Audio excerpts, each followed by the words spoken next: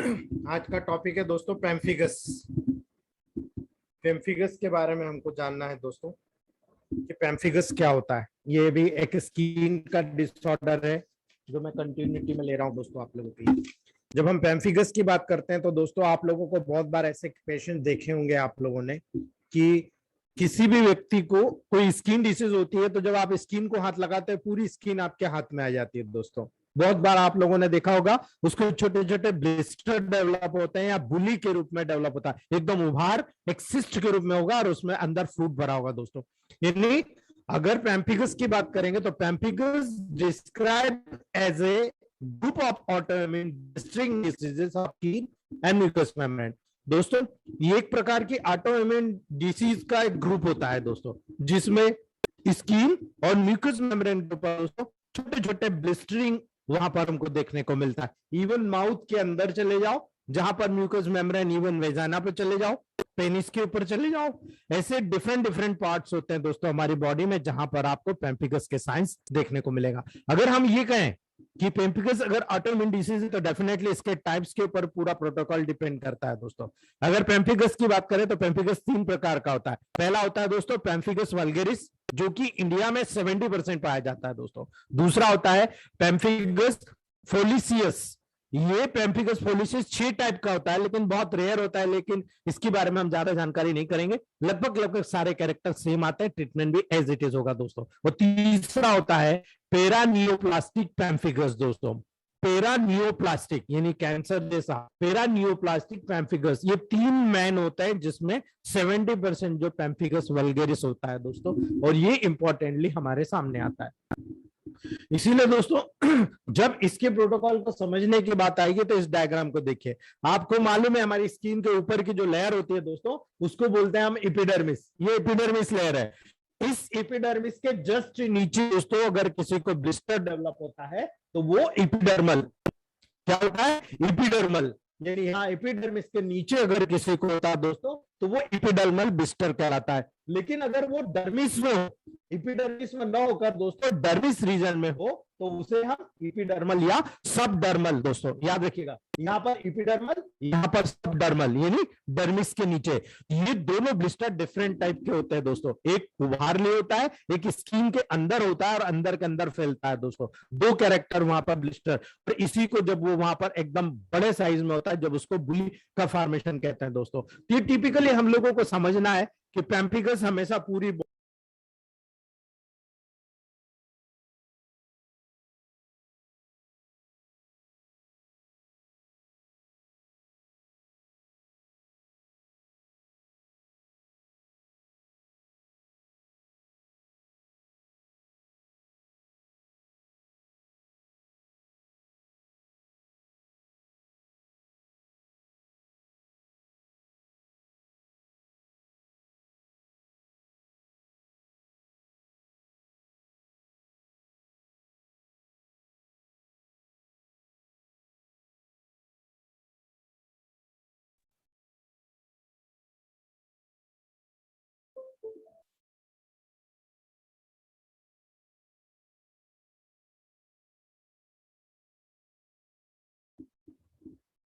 तो दोस्तों यहां पर थोड़ा सा इंटरनेट का प्रॉब्लम था।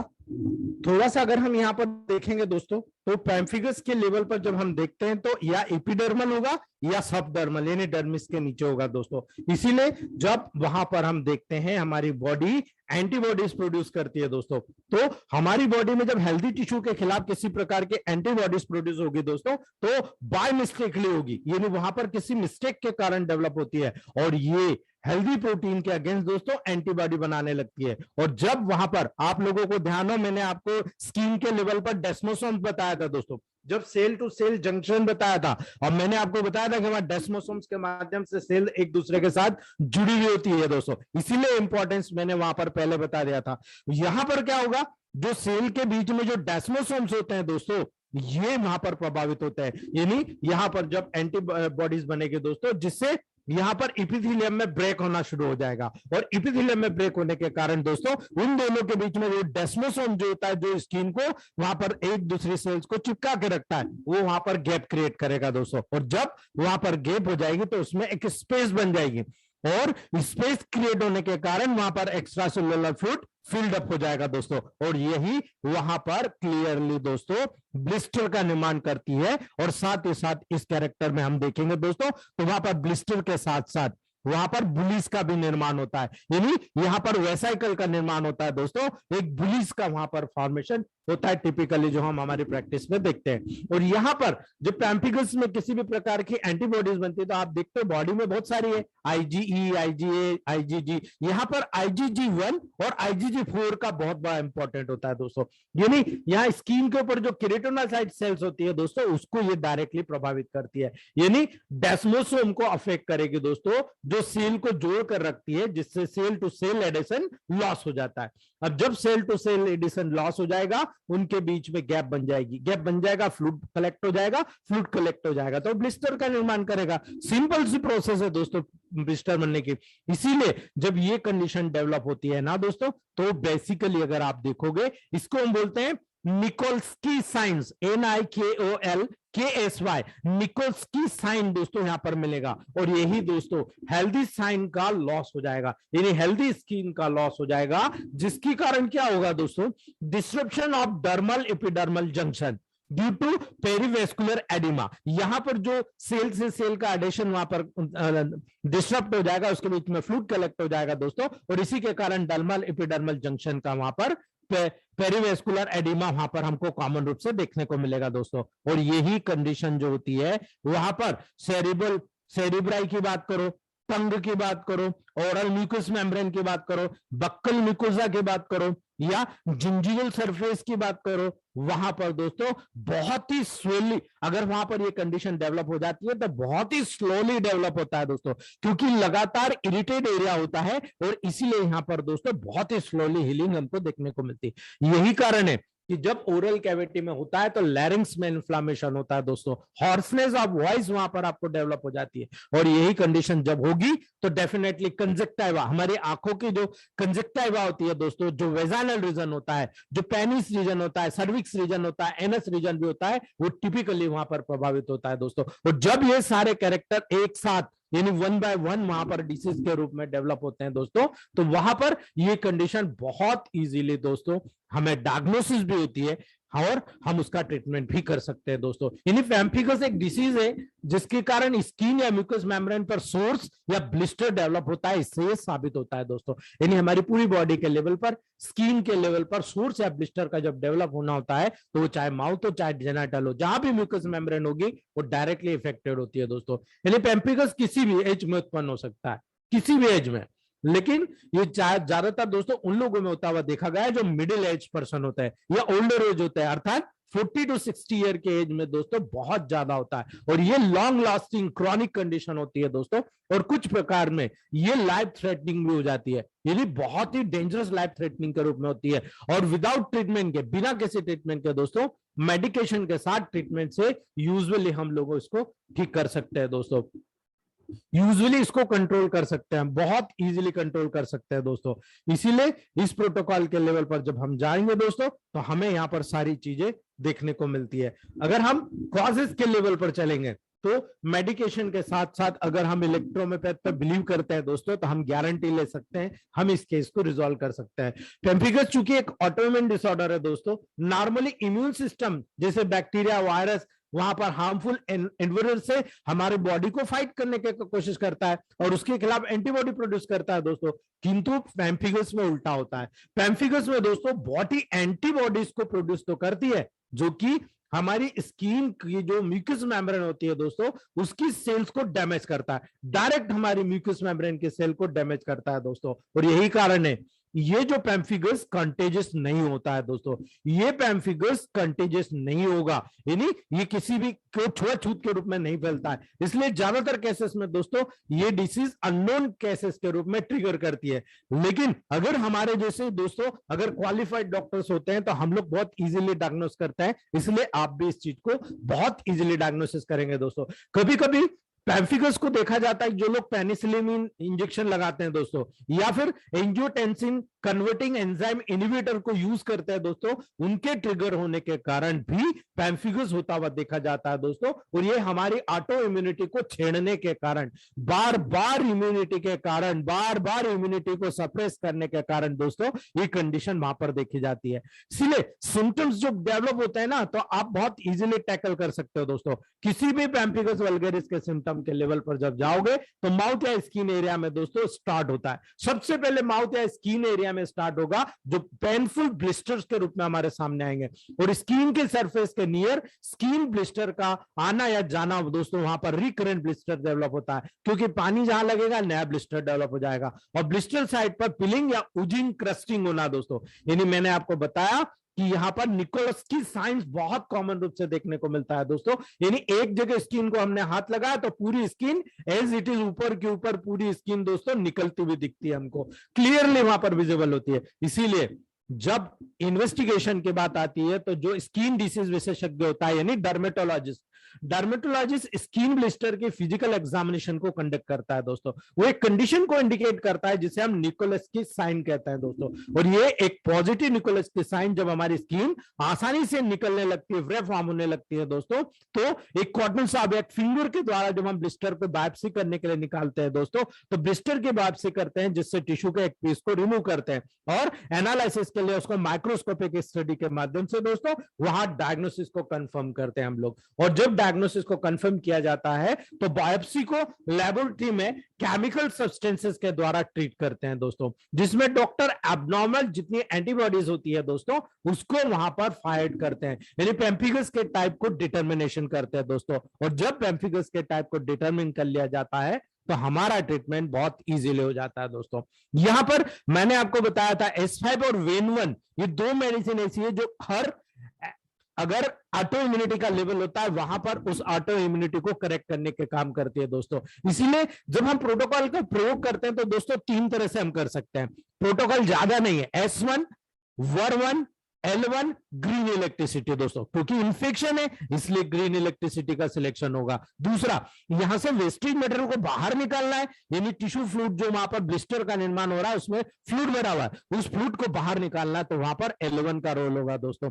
WAR1 और S1 ये एक ऐसी मेडिसिन होती है जब आप इसे D6 या थर्ड डायल्यूशन पे जब स्टार्ट करते हो पैम्फिगस के ट्रीटमेंट को, तो ये नेगेटिव में जैसे दोगे दोस्तों ये नर्वाइन हो जाती है, और नर्वाइन होकर डीप में यानी लोकल पे काम न करके पूरी जनरलाइज लेवल पर काम करती है। इवन स्किन के एपिडर्मिस पे काम न करके अंदर से डीप लेयर से बाहर की तरफ पूरी गंदगी को बहा के निकाल देगी दोस्तों। तो जब गंदगी निकल जाएगी there may be cure, almost cure वहां पर डेवलप होता है दोस्तों। इसीलिए हम लोगों को यह प्रोटोकॉल विशेष तौर से याद रखना है। दूसरी बात, अगर हमको पेशेंट बोलता है नहीं साहब बर्निंग सेंसेशन बहुत होता है, हमको दर्द भी होता है, कोई टेंशन नहीं दोस्तों, S1 L1 B को नेगेटिव में करिए आप दोस्तों।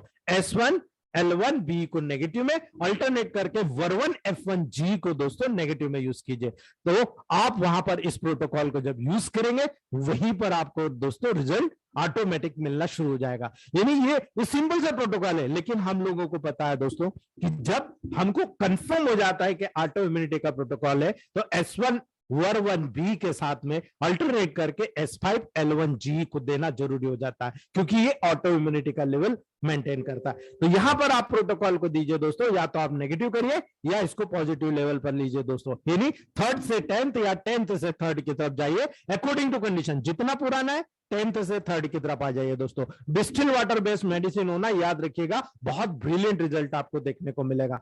लेकिन आपको मैंने पहले भी कहा है कि जब कभी लोकल डिसीज ना होकर जनरलाइज हो चुकी होती है दोस्तों, तो वहां पर हमारा सबसे पहला प्रोटोकॉल होता है दोस्तों, वहां पर S5 C5 L1 A3 वेन1 G को 200 डायल्यूशन में दोस्तों, और ये प्रोटोकॉल ब्रिलियंटली वहां पर वर्क करता है और हमारे रिजल्ट दोस्तों बहुत ही ऑथेंटिकली हमको देखने को मिलता है। तो उम्मीद है दोस्तों पैम्फिगस का ये जो प्रोटोकॉल है और पैम्फिगस के बारे में जो मुझे बताना था मैंने आप लोगों को कंप्लीट बताया, इसका रिसोल्यूशन किया। मेरे पास अभी तक केवल 7 पेशेंट आए दोस्तों। 7 में out of 7 5 patient to be completely cure, but 2 patients are not continue. वो आए क्यों नहीं, 2 से 3 महीने तक आए, रिजल्ट अच्छा मिल गया, लेकिन उसके बाद नहीं आए, उनको लगा कि कंप्लीट क्योर हो गया होगा, लेकिन मैंने पहले बताया था 1 ईयर से पहले कभी भी पेम्फिगस कवर नहीं होता, इसलिए नहीं आए कोई दिक्कत नहीं, लेकिन अगर आते तो वो क्योर हो जाते हैं। अगर वो कहीं दूसरे डॉक्टर के चक्कर में पड़े हैं तो वो पढ़ते रह जाएंगे। अगर हम लोगों जैसे ईमानदार होगा तो वो क्योर होगा, अन्यथा बहुत मुश्किल है दोस्तों उसको क्योर होना। तो ये था पूरा पेम्फिगस का प्रोटोकॉल दोस्तों, जो मैंने आप लोगों को बताया।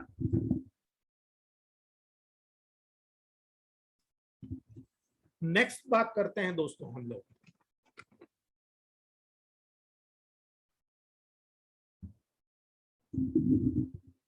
अब बात करते हैं दोस्तों, हमने अभी पैथोलॉजिकल के हिसाब से एनीमिया को देख लिया था दोस्तों। अब हम बात करते हैं फिजियोलॉजिकल विभाग पे, यानी फिजियोलॉजिकल अपॉर्चुनिटी के आधार पर हम एनीमिया को कैसे डायग्नोसिस करेंगे। और डायग्नोसिस, अगर आपने एनीमिया को विदाउट इन्वेस्टिगेशन डायग्नोसिस कर लिया दोस्तों, तो ये आपका सबसे बड़ा प्रोटोकॉल होगा। लेकिन अगर हम इन्वेस्टिगेशन के बाद डाउन मतलब उसको डायग्नोस करते हैं, तो ये हमारे लिए थोड़ा सा डायग्नोस्टिकल अप्रोच के लेवल पर थोड़ा सा मुश्किल क्रिएट करता है दोस्तों। तो एनीमिया दोस्तों एक ब्लड डिसऑर्डर है, सबको पता है, जो कि निम्न में रिडक्शन के द्वारा कैरेक्टराइज होता है। जब आप पैथोलॉजी को यहां पर अंडरटेकिंग करते हैं फिजियोलॉजिकल बिहाफ पे, तो आपको 3 चीजें मिलेगी। सबसे पहला मिलेगा आरबीसी काउंट डिक्रीज होना, यानी किसी व्यक्ति में आरबीसी काउंट कम हो रहा है, there may be go to anaemia. दूसरा, अगर आरबीसी काउंट डिक्रीज हो रहा है तो हीमोग्लोबिन ऑटोमेटिक डिक्रीज हो जाएगा, यानी एचबी कंटेंट डिक्रीज हो जाएगा। तीसरा होता है पीसीबी का बढ़ जाना दोस्तों, तो वहां पर पेट सेल वॉल्यूम वहां पर बढ़ा हुआ मिलेगा, अर्थात आरबीसी डाउन हो गया तो सेटल डाउन की कंडीशन बढ़ गई, और ऊपर दोस्तों वहां पर आपको लिक्विड ज्यादा मिलेगा तो पीसीबी बढ़ा हुआ मिलेगा। तो आरबीसी काउंट, एचबी कंटेंट कम मिलेगा और पीसीबी पैक्ड सेल वॉल्यूम दोस्तों वहां पर बढ़ा हुआ मिलेगा। ये तीनों के लेवल पर दोस्तों वहां पर रिडक्शन होता है, और इसके माध्यम से कैरेक्टरिस्टिक वहां पर फीचर होता है दोस्तों। इसीलिए आरबीसी काउंट, एचबी कंटेंट और पीसीबी में रिडक्शन के कारण दोस्तों वहां पर ये सारे प्रोटोकॉल्स हम लोगों को क्रिएट होते हैं। यानी अगर आप देखेंगे दोस्तों तो वहां पर आरबीसी का प्रोडक्शन डिक्रीज हो जाए। अब क्यों हो रहा है, ये इंसिडेंट के ऊपर डिपेंड करता है, कॉस्ट के ऊपर डिपेंड करता है दोस्तों, यानी आरबीसी का प्रोडक्शन डिक्रीज होना। दूसरा, आरबीसी का डिस्ट्रक्शन इंक्रीज होना, ये कंडीशन। और वहां पर तीसरा होता है बॉडी से ब्लड का एक्सेसिव लॉस होना। ये 3 मेन कंडीशन होते हैं जो एनीमिया को कॉज करते हैं। तो जब हमारे पास पेशेंट आता है तो हम लोग उसकी स्टडी करते हैं, और स्टडी करने के बाद डायग्नोसिस करते हैं कि भाई डायग्नोसिस क्या बन रहा है। यानी इसको देखिए कि आरबीसी का प्रोडक्शन तो डिक्रीज नहीं हो गया, यानी बोन मेरो में आरबीसी बन रही है कि नहीं बन रही। दूसरा, आरबीसी का डिस्ट्रक्शन इंक्रीज होना, भाई क्या कोई पॉइजन लिया है, कोई किसी प्रकार का कोई केमिकल लिया है जिसके कारण बेसिकली स्प्लीन के लेवल पर स्प्लीन का डिस्ट्रक्शन हो रहा, या फिर कोई इंजरी हुई है जिसके कारण बॉडी से ब्लड का एक्सेसिव लॉस हो रहा है। ये सब इंडिकेट करता है कि हाँ फिजियोलॉजिकल लेवल पर एनीमिया डेवलप है। ये इंसिडेंट या तो इनहेरिटेड डिसऑर्डर के कारण हो दोस्तों, जो हमें दिख नहीं रहा हो, इन्वायरमेंटल फैक्टर के कारण, इन्फ्लुएंसेस के कारण हो, जैसे न्यूट्रिशनल प्रॉब्लम हो दोस्तों, कोई इन्फेक्शन हो गई हो, और ड्रग्स के एक्सपोजर से या टॉक्सिन्स के द्वारा कॉज्ड हो रहा है। ये सारी चीज हम लोगों को विजिबल करना पड़ेगा कि कहीं ये प्रॉपर न्यूट्रिशन तो नहीं खा रहा है। अगर न्यूट्रिशन कम खा रहा है तो डेफिनेटली एनीमिया होगा। इसको बार बार इन्फेक्शन तो नहीं हो रही, अगर बार बार इन्फेक्शन हो रही तो वहां पर आरबीसी का डिस्ट्रक्शन होता है दोस्तों। और ड्रग्स का, कोई भी ड्रग्स का एक्सपोजर तो ज्यादा नहीं हो रहा है, या तो ज्यादा पेन किलर खा रहा है, ज्यादा एंटीबायोटिक खा रहा है, या किसी प्रकार के ऐसे ड्रग जो साइटोटॉक्सिक होती है, यानी सेल को डैमेज करने वाली होती है। जब इस प्रकार की कंडीशन को मैनेज कर रहा होता है तब वहां पर ये कंडीशन हमको देखने को मिलती है। यही नहीं, टॉक्सिन्स के द्वारा भी ये काज्ड होता है दोस्तों, यानी टॉक्सिन्स के लेवल पर भी हमें डायग्नोसिस करने की जरूरत होती है कि वहां पर कोई टॉक्सिन्स तो नहीं है जिसके कारण वहां पर आरबीसी का ब्रेकडाउन तो नहीं हो रहा। ये चीजें सब हमको वहां पर देखना पड़ेगी, ऑब्जर्वेशन करना पड़ेगा। और यही कारण है दोस्तों, इसी के बैकग्राउंड पे फिजियोलॉजिकल एनीमिया को क्लासिफाइड किया जाता है दोस्तों 2 प्रकार से। 2 मेथड होती है जिसके द्वारा एनीमिया को क्लासिफाइड किया जाएगा। पहला होता है मॉर्फोलॉजी के आधार पर, सेल की साइज के आधार पर। दूसरा होता है कारण, यानी इटियोलॉजिकल क्लासिफिकेशन। तो दोस्तों पहला हुआ मॉर्फोलॉजिकल क्लासिफिकेशन और दूसरा हुआ दोस्तों इटियोलॉजिकल, कारण के आधार पर। तो जो मॉर्फोलॉजिकल क्लासिफिकेशन होता है दोस्तों वो आरबीसी के साइज और उसके कलर के ऊपर डिपेंड करता है, यानी आरबीसी का साइज कितना है, उसका कलर कैसा है, इसके ऊपर पूर्ण रूप से डिपेंड करता है। यानी आरबीसी के साइज को एमसीवी यानी मीन कैप्सूल वॉल्यूम के द्वारा वहां पर डिटरमिन किया जाता है, जो मैं पहले बता चुका हूं। मैक्रोसाइट याद आया, माइक्रोसाइट, नार्मोक्रोमिक, ठीक है। तो ये दोस्तों मीन कार्बोसेल्स वॉल्यूम यानी एमसीएच के द्वारा या एमसीवी के द्वारा डिटरमिन किया जाता है। यानी कलर को एमसीएचसी अर्थात मीन कार्बोसेल्स एचबी कंसंट्रेशन के द्वारा डिटरमिन किया जाता है। यानी एक आरबीसी के अंदर कितना कलर है वो एमसीएचसी के द्वारा बताया जाता है, और वहां पर एमसीवी के द्वारा या एमसीएच के द्वारा दोस्तों मीन कार्बोसेल्स हीमोग्लोबिन या वॉल्यूम को वहां पर डिटेक्ट किया जाता है। और इस मेथड के माध्यम से जब हम एनीमिया को डिस्क्राइब करेंगे दोस्तों, तो there may be 5 types of anaemia according to morphological classification दोस्तों, ठीक है। इस प्रकार से 5 टाइप में डिवाइड करेंगे हम दोस्तों, और वो फिजियोलॉजिकल बैकग्राउंड से रिलेटेड होगा। पहला होगा दोस्तों हीमोलाइटिक एनीमिया, यानी आरबीसी का हीमोलाइसिस हो रहा है या कहीं से ब्लीडिंग हो रही है दोस्तों। दूसरा होता है हीमोरेजिक एनीमिया, ठीक है। तीसरा होता है दोस्तों न्यूट्रिशनल डेफिशिएंसी एनीमिया, यानी वहां पर न्यूट्रिशन की कमी हो गई। चौथा होता है दोस्तों एप्लास्टिक एनीमिया, और पांचवा होता है दोस्तों एनीमिया ऑफ क्रॉनिक डिसीज। यानी 5 प्रकार के एनीमिया के कंडीशन हमको मॉडर्न टेक्नोलॉजी में या मॉडर्न साइंस के अंतर्गत देखने को या समझने को मिलता है। Haemorrhagic anaemia, haemolytic anaemia, nutritional deficiency anaemia, aplastic anaemia और एनीमिया ऑफ क्रॉनिक डिसीज दोस्तों। ये 5 प्रकार की क्रॉनिक कंडीशंस हमको देखने को मिलती है दोस्तों। इसमें जो 4 प्रकार की जो मार्फोलॉजिकल क्लासिफिकेशन है वो डायरेक्ट आपको देखने को मिल जाएगा, और डायरेक्ट आप उसको ब्लड पेरिफेरल स्मीयर के माध्यम से डायग्नोस कर सकते हो। यदि किस आदमी को अगर आप एनीमिया का टाइप देखो, जैसे नार्मोसाइटिक नार्मोक्रोनिक एनीमिया, वहां पर आरबीसी नॉर्मल होगी दोस्तों, एमसीवी 90 के लगभग होगी, कलर आरबीसी का नॉर्मल होगा, एमसीएचसी परसेंटेज में 30% होगा, जो कि नॉर्मल वैल्यू होता है दोस्तों।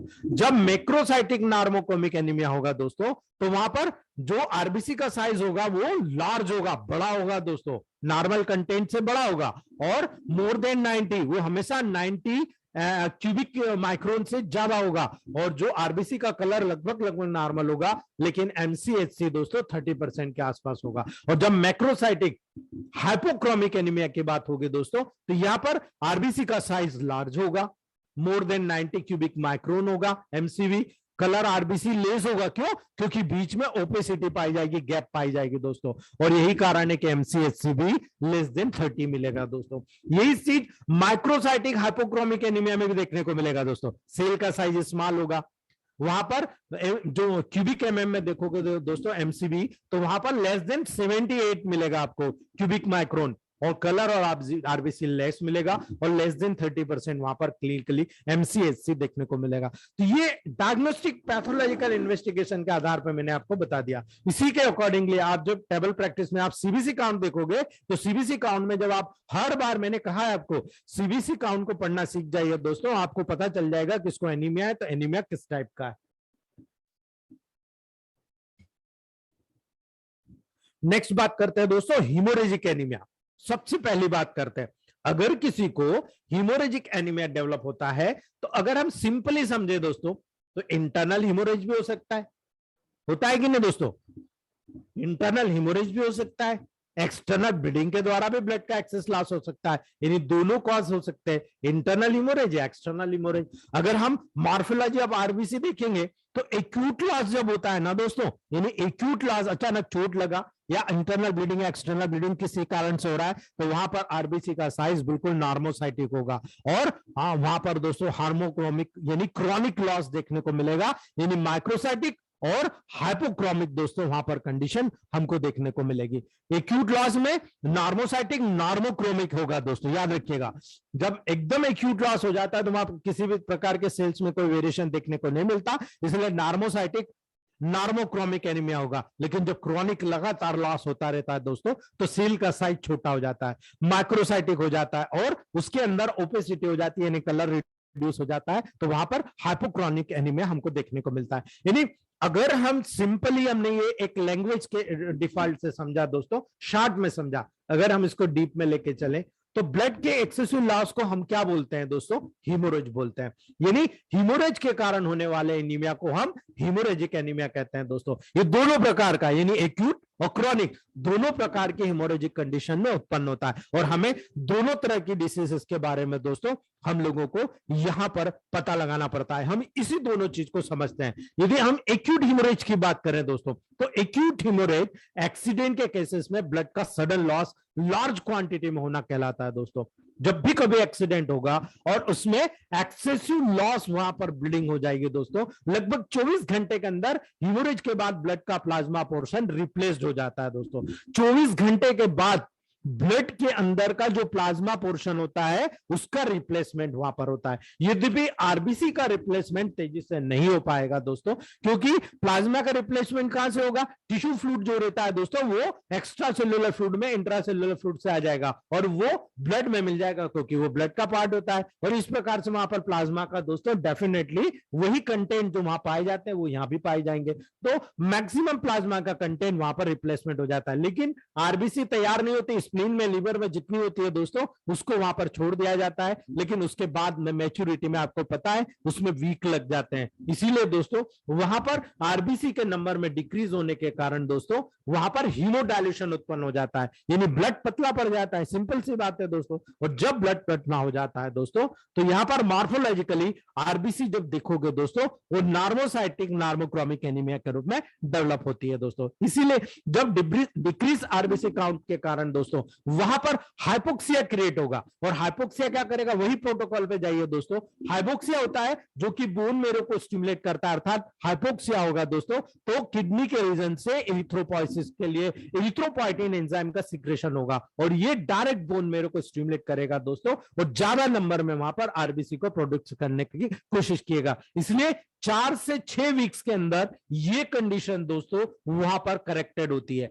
4 से 6 वीक लगेंगे दोस्तों, मान के चलिए आप, ठीक है। तो यही कंडीशन हम लोग भी मान के चलते हैं। अगर हम 7 चौक 28 मतलब 1 महीना, और अगर हम आगे बढ़ाएं 6 महीना तो मैक्सिमम मान के चलो 6 वीक की बात करें तो 1.5 से 2 महीने में दोस्तों मैक्सिमम आरबीसी का प्रोडक्शन वहां पर स्टार्ट हो जाता है और हम इसी प्रोडक्शन को स्टिमुलेट करते हैं दोस्तों। इसीलिए एक्यूट हेमोरेज के लेवल में थोड़ा समय लगता है। अगर इमरजेंसी केस होता है तो इसीलिए ब्लड का ट्रांसफ्यूजन किया जाता है। अन्यथा प्रोटोकॉल्स और न्यूट्रिटिव सब्सटेंसेस आप वहां पर बराबर चलाते चले जाइए, आप देखेंगे कि हमारा प्रोटोकॉल्स वहां पर जनरेट होता है और कंटिन्यू वहां पर दोस्तों हम किसी भी व्यक्ति का हीमोग्लोबिन कंसंट्रेशन को मेंटेन कर सकते हैं दोस्तों। लेकिन क्रॉनिक हेमोरेज की बात करें दोस्तों तो बहुत बार हम लोगों को पता ही नहीं चलता है दोस्तों। हमें यह पता ही नहीं चलता है कि क्रॉनिक हेमोरेज लगातार हो रहा है दोस्तों, यानी इंटरनल या एक्सटर्नल ब्लीडिंग के लंबे समय तक वहां से ब्लड का लॉस होने के कारण दोस्तों क्रॉनिक हेमोरेज डेवलप होता है। और जब क्रॉनिक हेमोरेज डेवलप होता है ना दोस्तों तो ये पेप्टिक अल्सर को ले लो आप, ठीक है, बहुत सारे रीजन आपको देखने को मिलेंगे, यानी एक्सट्रिंसिक हीमोलाइटिक एनीमिया की बात कर लो आप दोस्तों। और जब वहां पर एक्सट्रिंसिक हीमोरेज की कंडीशन आपको देखने को मिलेगी, जैसे दोस्तों ये पेप्टिक अल्सर के लेवल पर देख लो आप, परप्यूरा के लेवल पर देख लो, हीमोफीलिया के लेवल पर देख लो, या मेनोरेजिया जैसे कंडीशन को देख लो। इसीलिए मैं टिपिकली आपको बात कर रहा हूं, अभी भी मैंने मैडम को इसीलिए बोला था आप पर्टिकुलर कॉज के लेवल पर जाइए। कॉज क्या है, कारण क्या है? अगर उसको पेप्टिक अल्सर है तो डेफिनेटली ब्लीडिंग वहां से होती रहेगी दोस्तों। उसको परप्यूरा है तो डेफिनेटली दोस्तों वहां पर अंदरूनी जब डिलीवरी होती है और उसके बाद में वहां पर कोई कण प्लेसेंटा का या कोई पार्ट रह जाता है, उससे कंटिन्यू वहां पर ब्लीडिंग होती रहती है, जिसको हम परप्यूरा बोलते हैं दोस्तों। उसके कारण परप्यूरल फीवर भी आ जाता है, लगातार इंटरनल ब्लीडिंग होती रहती है। हीमोफीलिया की बात करें दोस्तों तो ब्लड क्लॉटिंग के प्रोसेस के लिए जो 13 फैक्टर होते हैं इन्वॉल्व दोस्तों, उन 13 फैक्टर में से अगर एक या कुछ ज्यादा फैक्टर्स की कमी होती है दोस्तों तो वहां पर हमारी बॉडी में ब्लड का जमना नहीं हो पाता और ब्लड क्लॉटिंग नहीं होती तो ब्लड लगातार ही वहां से ब्लीडिंग के रूप में बाहर निकलता रहता है दोस्तों, उसे हम हीमोफीलिया कहते हैं। और मेनोरेजिया बहुत सारी महिलाओं में देखा जाता है कि बहुत ही एक्सेसिव ब्लीडिंग होती है दोस्तों, बहुत ज्यादा क्वांटिटी में, और कभी कभी तो 5-6 की जगह दोस्तों 10 से 15 दिन तक कंटिन्यू होती है।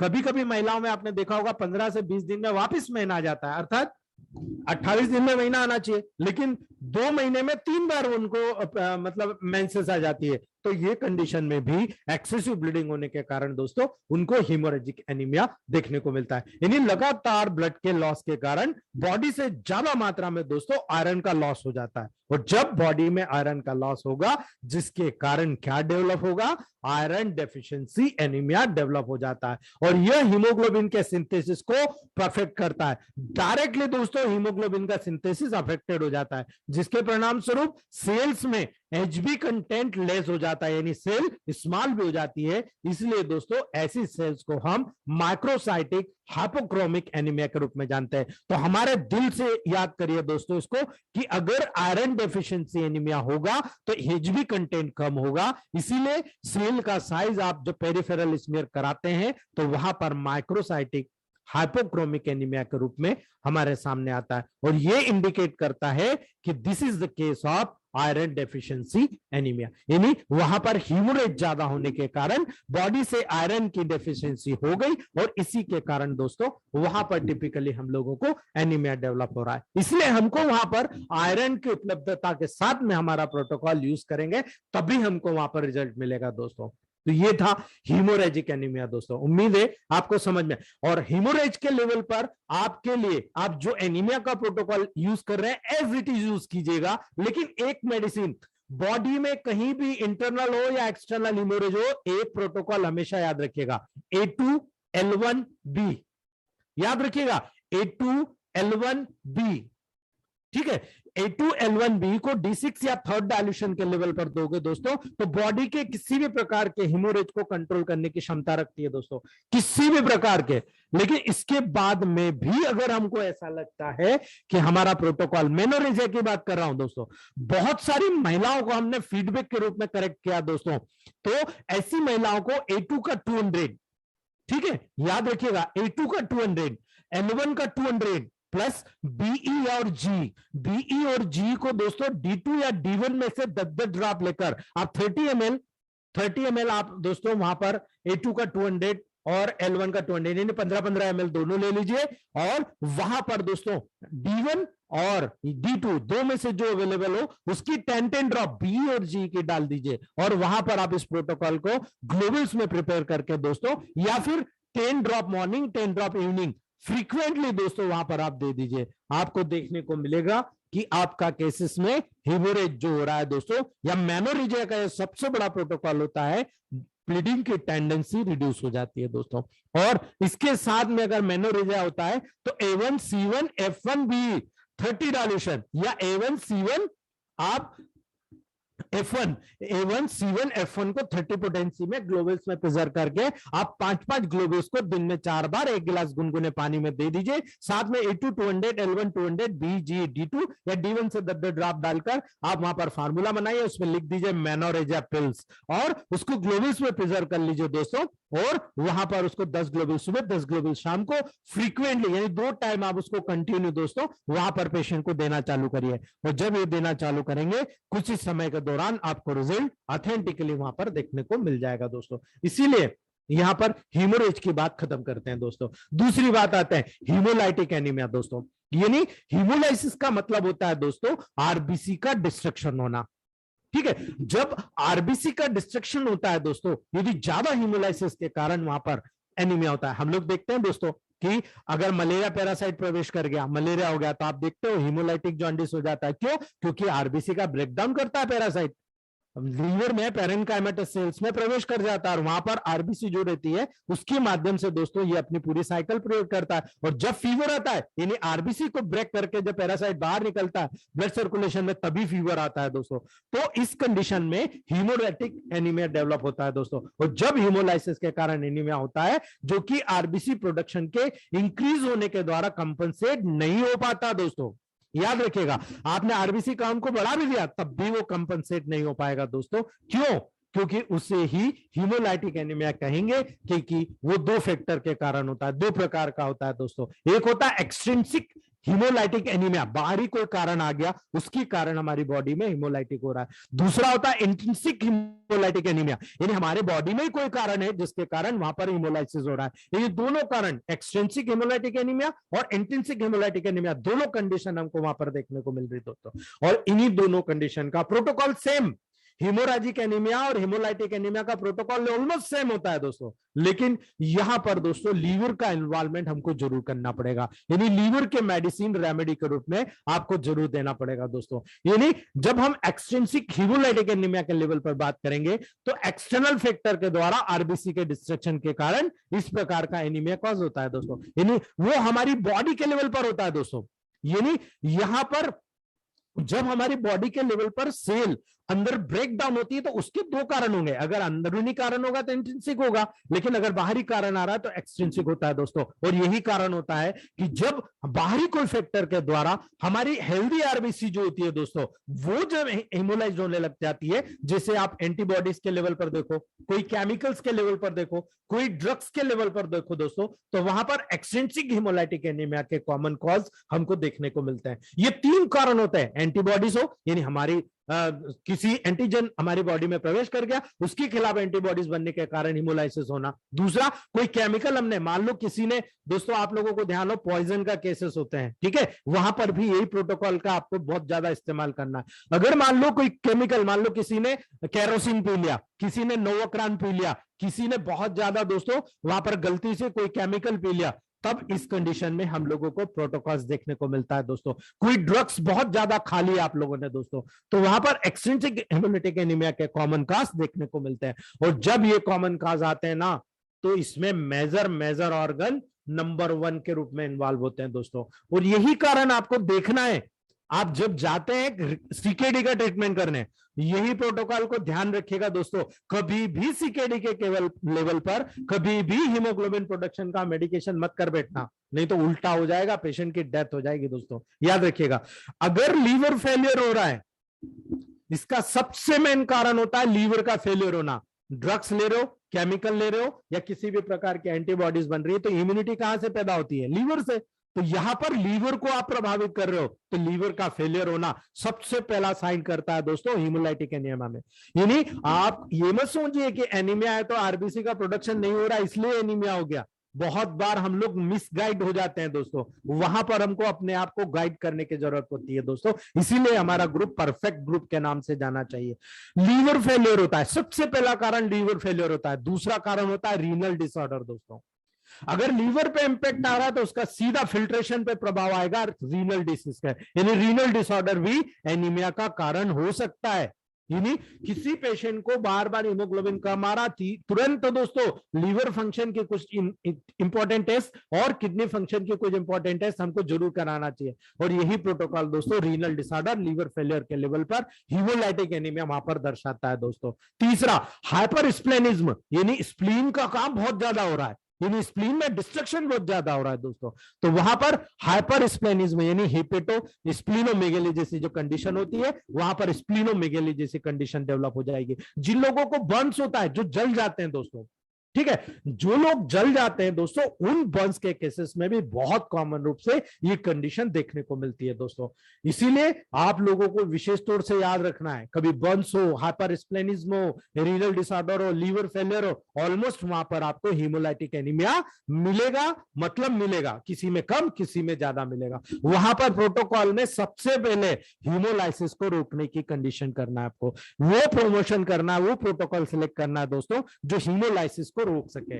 जैसे इन्फेक्शन की बात कर लें, आप देखते हो दोस्तों, अगर किसी को हिपेटाइटिस हो जाता है, तो अब हिपेटाइटिस को एक दो प्रकार का तो होता नहीं दोस्तों, hepatitis A, viral hepatitis, hepatitis B, hepatitis C, D, E, कितने होते हैं दोस्तों। तो वायरल हिपेटाइटिस के लेवल पर आ जाओ, मलेरिया के लेवल पर आ जाओ दोस्तों, ठीक है, मलेरिया अगर हो गया तो आरबीसी को ब्रेक डाउन करेगा, मैंने बताया आपको। सेप्टिसीमिया के लेवल पर आ जाओ, यानी कोई इंफेक्शन आपके बॉडी में हुआ, उसमें स्ट्रेप्टोकोकल या स्टेफाइलोकोकस बैक्टीरिया के माध्यम से दोस्तों वो पूरे ब्लड में फैल गया, यानी वो सेप्सिस, जो एप्सिस है उसका जो बैक्टीरिया दोस्तों जिसका पस है वो आपके ब्लड में फैल गया, जिसे हम सेप्टिसीमिया बोलेंगे, यानी सेप्सिस को ब्लड में डेवलप हो जाना। यानी कुछ ड्रग्स की बात करें, पेनिसिलिन, हम लोग बहुत सोचते हैं कि पेनिसिलिन बहुत ब्रॉड स्पेक्ट्रम एंटीबायोटिक है, लेकिन दोस्तों पेनिसिलिन का एंटी मलेरिया ड्रग्स का, सल्फा ड्रग्स का दोस्तों डायरेक्टली आप देखेंगे जो मॉडर्न साइंस में प्रैक्टिस करते हैं वो लोग बहुत अच्छे से हमारे ग्रुप में जानते हैं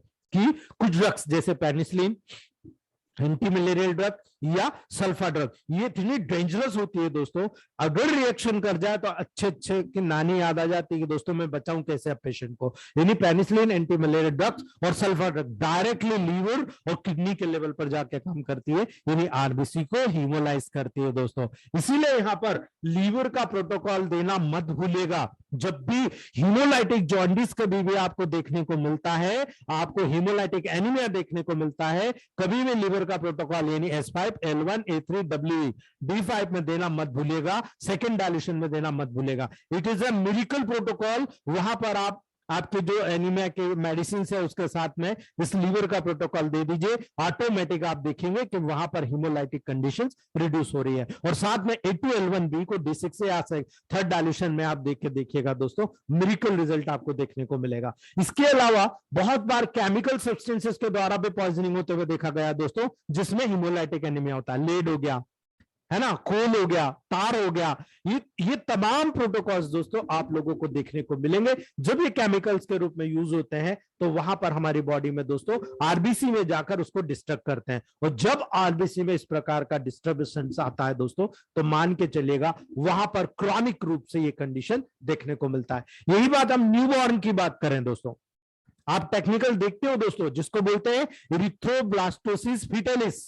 आप लोगों में कई लोगों ने देखा होगा दोस्तों, यानी न्यूबॉर्न फीटस में हीमोलाइटिक डिसीज के रूप में दोस्तों जो RH इनकम्पेटिबिलिटी होती है, आप लोगों ने देखा होगा कि अगर माँ बाप का ब्लड ग्रुप अलग अलग होता है, एक का पॉजिटिव एक का नेगेटिव होता है दोस्तों, तो वहां पर आपको डेफिनेटली या तो फर्स्ट डिलीवरी नॉर्मल हो जाएगी, लेकिन उसमें दोस्तों जो सेकंड डिलीवरी, फर्स्ट डिलीवरी के बाद मां के शरीर में दोस्तों वहां पर एंटीबॉडीज डेवलप हो जाती है, यानी दूसरी बार अगर वो प्रेग्नेंट होती है तो उसको बगैर वहां पर RH इनकम्पेटिबिलिटी के इंजेक्शन के वो डिलीवरी नहीं करा पाती, उसका बच्चा मर जाएगा या उसमें हीमोलाइटिक जॉन्डिस होकर दोस्तों उसकी डेथ हो जाएगी। उसको बोलते हैं इरिथ्रोब्लास्टोसिस फीटलिस दोस्तों। कॉमन रूप से यंग बच्चों में देखने को मिलता है, जिनमें आरबीसी बहुत ज्यादा होती है, और ज्यादा आरबीसी होने के परिणाम स्वरूप भी वहां पर उसमें हीमोलाइसिस देखने को मिलता है। यही कारण है दोस्तों, जब फिजियोलॉजिकल जॉन्डिस के रूप में जब बच्चों में आरबीसी जब वहां पर बहुत ज्यादा डिस्ट्रक्ट होना शुरू होती है, क्योंकि ज्यादा होती है, बहुत सारे लोगों में दोस्तों बच्चा एटमॉस्फेयर के हिसाब से अपने आप को टैकल नहीं कर पाता, तब ऐसी कंडीशन में बहुत ज्यादा क्वांटिटी में दोस्तों वहां पर आरबीसी का ब्रेकडाउन होता है। और जब ज्यादा क्वांटिटी में आरबीसी का ब्रेकडाउन होता है दोस्तों, उसे हम फिजियोलॉजिकल जॉन्डिस के रूप में जानते हैं। आप में से बहुत सारे लोगों ने देखा होगा और इस चीज को बहुत अच्छे से समझते हैं आप लोग, वहां पर दोस्तों फिजियोलॉजिकल जॉन्डिस देखने को मिलेगा, लेकिन RH इनकम्पेटिबिलिटी के कारण दोस्तों जो इरिथ्रोब्लास्टोसिस फीटलिस होता है उसमें बहुत ज्यादा हीमोलाइसिस होता है, इवन बच्चों की डेथ भी हो सकती है दोस्तों। इसीलिए ये कैरेक्टर आपको पता होना चाहिए। और लास्ट देखते हैं दोस्तों ऑटो इम्यून डिसीज, जैसे कि रूमेटिक अर्थराइटिस। ये कॉमन रूप से जानिए आप कि रूमेटिक अर्थराइटिस में डेफिनेटली आपको एनीमिया देखने को मिलेगा दोस्तों। हमको टेंशन लेने की जरूरत नहीं है, S5C4 RE हम दे रहे हैं, है ना, जनरल टॉनिक हम दे रहे हैं, क्यों दे रहे हैं, यही कारण है दोस्तों। लेकिन इसका एक बहुत अलग प्रोटोकॉल भी मैंने आपको बताया जिसमें जनरल टॉनिक का यूज ही नहीं किया मैंने, आप देखिएगा रूमेटिक अर्थराइटिस के केसेस में दोस्तों। तो ऑटो इम्यून डिसीज जिसमें अगर एनीमिक हीमोलाइटिक एनीमिया होता है दोस्तों, तो रूमेटिक अर्थराइटिस और स्पेशल याद रखिएगा क्रॉन्स डिजीज यानी अल्सरेटिव कोलाइटिस, यानी बड़ी आंत छोटी आंत के लेवल पर दोस्तों जब किसी को वहां पर अल्सरेटिव कोलाइटिस डेवलप होता है दोस्तों, तो वहां से एक्सटेंसिव हीमोलाइटिक एनीमिया होता है दोस्तों, जो कि ऑटो इम्यून डिसीज के कारण होता है, और इसे हम ऑटो इम्यून हीमोलाइटिक एनीमिया के नाम से जानते हैं। अब आप दोस्तों यहां पर प्रोटोकॉल यूज करोगे, क्या बगैर S5 के आप कंट्रोल कर पाओगे दोस्तों? आप अपने दिल से पूछिएगा। तो यहां पर जब अल्सरेटिव कोलाइटिस की बात आती है दोस्तों, तो हमारा किसी न किसी प्रोटोकॉल में वहां पर S5 और वेनोरो-1 का उपयोग जरूर और जरूर हमको करना है दोस्तों। तो यहां पर ये तमाम लेवल हीमोलाइटिक एनीमिया के लेवल पर एक्सट्रिंसिक फैक्टर को दर्शाता है, यानी बाहर से ये जितनी भी तकलीफ आई हमारे बॉडी में तब भी हीमोलाइटिक एनीमिया होगा। यानी हम लोगों का माइंड सेट होना चाहिए कि यहां पर इन तमाम डिसीज के लेवल पर हीमोलाइटिक एनीमिया होगा, और हीमोलाइटिक एनीमिया का रिजल्ट क्या होगा, हमें कौन सा प्रोटोकॉल देना है वो हमको पता होना चाहिए दोस्तों।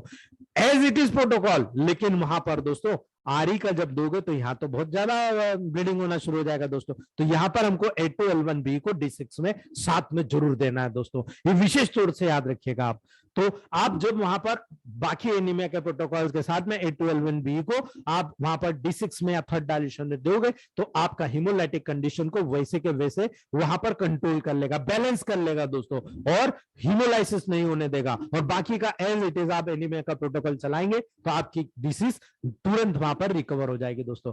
लेकिन बात करते हैं इंट्रिंसिक हीमोलाइटिक एनीमिया। अगर मान लो, है ना, इंट्रिंसिक हीमोलाइटिक एनीमिया बहुत इंपॉर्टेंट होता है। अगर मान लो किसी को सिकल सेल एनीमिया हो गया, किसी को थैलेसीमिया हो गया, तो ये क्या है दोस्तों, कौन से टाइप के प्रकार है ये? अगर आप देखोगे दोस्तों तो ये टिपिकली इंडिकेट करता है it is intrinsic haemolytic anaemia, यानी इस प्रकार का एनीमिया दोस्तों आरबीसी के डिस्ट्रक्शन के द्वारा होता है। यहां पर आरबीसी का डिस्ट्रक्शन होता है, क्यों?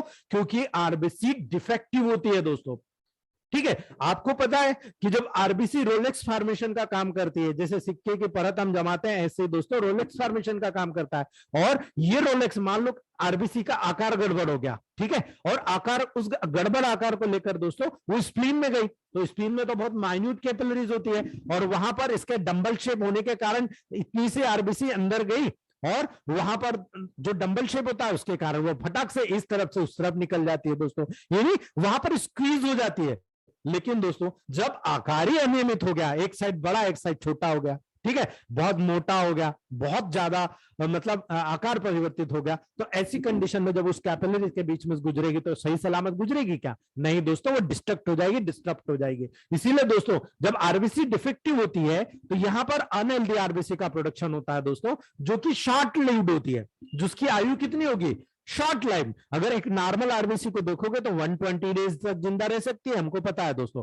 लेकिन जब वहां पर आरबीसी का साइज अगर डिस्टर्ब हो जाएगा दोस्तों तो डेफिनेटली वहां पर वो शॉर्ट लाइफ होगी और बहुत जल्दी डिस्ट्रॉयड हो जाएगी। यही कारण है दोस्तों इंट्रिंसिक हीमोलाइटिक एनीमिया पर प्राय विरासत में मिला हुआ यानी इनहेरिटेड डिसऑर्डर होता है, और इसमें सिकल सेल एनीमिया और थैलेसीमिया को मेनली इन्वॉल्व किया जाता है। यानी सिकल सेल एनीमिया हो या थैलेसीमिया हो, वो प्रकार किसका है? वो आकार है दोस्तों हीमोलाइटिक एनीमिया का। यानी यहां पर ऑलमोस्ट हीमोलाइटिक एनीमिया का ट्रीटमेंट ही आपको प्रिजर्व करना पड़ेगा दोस्तों। इसीलिए सिकल सेल एनीमिया और थैलेसीमिया में दोस्तों आरबीसी का जब एब्नॉर्मल शेज होता है और जब आरबीसी बहुत ज्यादा फ्रेजाइल हो जाती है, नरम हो जाती है दोस्तों, कहीं भी जाकर कैपिलरी में बस्ट हो जाती है, तो वो हीमोलाइसिस के लिए बहुत ज्यादा ससेप्टेबल होती है। यानी आसानी के साथ कहीं से भी गुजर जाएगी तो वो टूट जाएगी दोस्तों। और यही ससेप्टेबल होने के कारण बहुत ईमानदारी से कहें दोस्तों तो हीमोलाइटिक एनीमिया उनमें हमेशा देखने को मिलेगा। और यही कारण है सिकल सेल एनीमिया और थैलेसीमिया के पेशेंट को हमेशा जॉन्डिस होता हुआ देखा जाता है बार बार। क्यों? क्योंकि हीमोलाइटिक जॉन्डिस होता है दोस्तों, हीमोलाइसिस के लिए बहुत ससेप्टेबल होती है आरबीसी, इसीलिए ये कंडीशन वहां पर देखी जाती है। तो सबसे पहले बात करते हैं हम सिकल सेल एनीमिया की दोस्तों। जब सिकल सेल एनीमिया की बात करेंगे तो ये एक इनहेरिटेड ब्लड डिसऑर्डर होता है दोस्तों, अभी हमने समझा क्यों। इसीलिए सिकल शेप्ड आरबीसी के सेल के द्वारा जब कैरेक्टराइज होगा दोस्तों तो ये एक एबनॉर्मल एचबी को कंटेन करके रखेगा, यानी एचबीएस, यानी एचबीएस, इसे हिमोलाइसिस एसिस डिसीज या सिकल सेल डिसीज के नाम से भी जाना जाता है दोस्तों। और यही कारण है ये अफ्रीकन ओरिजिन, यानी अफ्रीकन ओरिजिन मतलब काले लोगों में बहुत कॉमन होती है दोस्तों। जितने भी ब्लैक लोग होते हैं दोस्तों वहां पर बहुत कॉमन रूप से सिकल सेल एनीमिया पाया जाता है, और वहीं से धीरे धीरे हमारे एरिया में, हमारे हिंदुस्तान में भी ट्रांसफर हो गया दोस्तों। यानी sickle cell anaemia abnormal haemoglobin के कारण होता है दोस्तों, जिसे हम हीमोग्लोबिन एस कहते हैं। क्या होता है मैंने बता दिया दोस्तों आपको, यानी सिकल सेल एचबी, इसमें अल्फा चेन तो नॉर्मल होती है दोस्तों लेकिन बीटा चेन एबनॉर्मल होती है। ठीक है, यहां पर मैंने बताया था 4 चेन होती है, तो यहां पर अल्फा चेन नॉर्मल है लेकिन बीटा चेन दोस्तों एबनॉर्मल होती है। और इसी के कारण एचबीएस का मॉलिक्यूल लॉन्ग चेन में पॉलीमराइज होता है, लंबी चेन में पॉलीमराइज होता है और सेल के अंदर प्रेसिपिटेट रहता है दोस्तों। क्योंकि इस कारण से आरबीसी सिकल यानी क्रिसेंट शेप की हो जाती है और बहुत ज्यादा फ्रेजाइल होती है दोस्तों। यानी बहुत ज्यादा फ्रेजाइल होकर दोस्तों उसमें आसानी के साथ दोस्तों हीमोलाइसिस शुरू हो जाता है। और यही कारण है दोस्तों सिकल सेल एनीमिया तब उत्पन्न होता है जब एबनॉर्मल जीन्स को एनीमिया तब भी डेवलप होगा जब माँ और बाप दोनों में एक इनहेरिटेड डिसऑर्डर मौजूद होगा, यानी एक में होगा तो वो उसकी अगली पीढ़ी में, यानी मान लो मां के शरीर में है या बाप के शरीर में है दोस्तों, तो वहां पर मां और बाप के मिलने के बाद वो अगली पीढ़ी में ट्रांसफर हो जाएगा दोस्तों, लेकिन पर्टिकुलरली एक पीढ़ी के माध्यम से वहां पर ट्रांसफर नहीं होगा, यानी दोनों पेरेंट्स के माध्यम से, यानी दोनों के माध्यम से दोस्तों, वन फ्रॉम ईच पेरेंट्स, वहां पर इस प्रकार का एबनॉर्मल जीन्स उसको प्राप्त करना पड़ेगा, तभी सिकल सेल एनीमिया डेवलप होता है। अन्यथा हमारी पीढ़ी में भी सिकल सेल एनीमिया डेवलप हो सकता है, लेकिन जब हम इस वातावरण के लेवल पर अपने बॉडी को फिक्स नहीं कर पाएंगे, ऑटोइम्यून डिसीज से हम लोग बच नहीं पाएंगे, तो टेक्निकली दोस्तों हम लोगों में भी इनहेरिटेड डिसऑर्डर्स डेवलप हो जाएगा, यानी वो एक्वायर्ड होगा, इनहेरिटेड नहीं होगा, एक्वायर्ड, हमें खुद की गलतियों से होगा दोस्तों। इसीलिए children haemolyse sickle cell aggregate होता है दोस्तों, और ब्लड वेसल्स को, यही कारण जाता है, स्टॉपेज ऑफ ब्लड सप्लाई, और इसमें जब कहीं पर ब्लड सप्लाई का स्टॉपेज जाता है दोस्तों, तो ये इंफेक्शन सब बोन्स में कॉमन होता है, जो छोटी छोटी बोन्स होती है उसमें बहुत कॉमन होता है दोस्तों। हैंड और फुट में, कहां पर, हाथ और पैर में सब कॉमन होती है दोस्तों, जिसके परिणाम स्वरूप डिजिट्स में वेरिंग लेंथ होती है, लंबाई अलग होती है, और इस कंडीशन को हम फुट सिंड्रोम के नाम से जानते हैं दोस्तों। और ये कंडीशन इसी कारण से क्रिएट होती है दोस्तों, जब वहां पर ब्लॉकेज हो जाएगा तो डेवलपमेंट नहीं होगा, जहां पर बहुत ज्यादा ब्लड की सप्लाई होगी तो वहां पर एबनॉर्मल सप्लाई होगी दोस्तों। तो इस कंडीशन को हम हैंड और फुट सिंड्रोम के नाम से जानते हैं दोस्तों, जो सिकल सेल एनीमिया के लेवल पर, हाथ और पांव के लेवल पर बहुत कॉमन रूप से देखने को मिलता है, बिकॉज ऑफ इन्फेक्शन, यानी वहां पर जो ब्लॉक है, वहां पर टिश्यू का फ्लो नहीं होगा, ग्रोथ नहीं होगी दोस्तों। इस कंडीशन को हम हैंड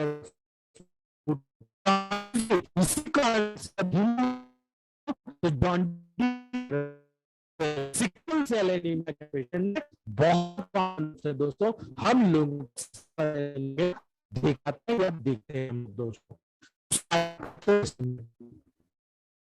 भी एक इनहेरिटेड डिसऑर्डर होता है दोस्तों, आरबीसी में नॉर्मल एचबी के प्रेजेंस के द्वारा करेक्ट हम लोगों ने पहले पढ़ लिया था थैलेसीमिया। तो दोस्तों इसी ही हम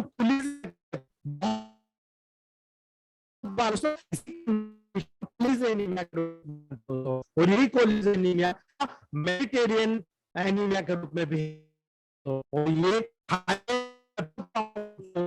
दोस्तों ये थाईलैंड जैसी मेडिटेरियन कंट्रीज जाता है, इसका नाम दोस्तों थैलेसीमिया। आपको मैंने बताया थैलेसीमिया दोस्तों।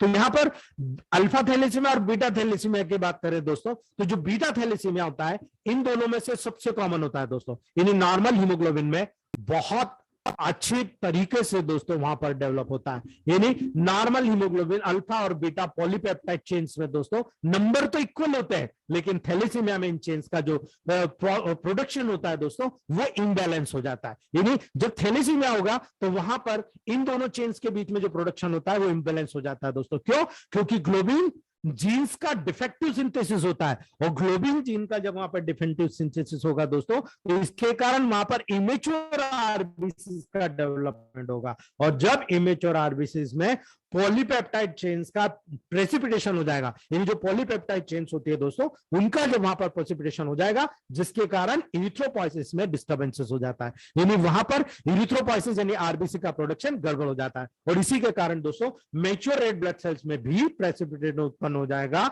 जिसके परिणाम वो भी हीमोलाइट होना शुरू हो जाएगा, इसीलिए इसे हीमोलाइटिक एनीमिया के रूप में जाना जाएगा दोस्तों।